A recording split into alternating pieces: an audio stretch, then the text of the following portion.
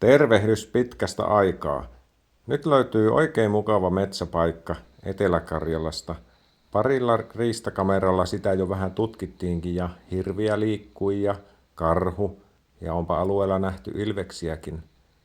Ja tiedä mitä vielä löytyykään, täytyy viedä lisää kameroita kyseiselle paikalle. Palaamme aiheeseen vähän myöhemmin.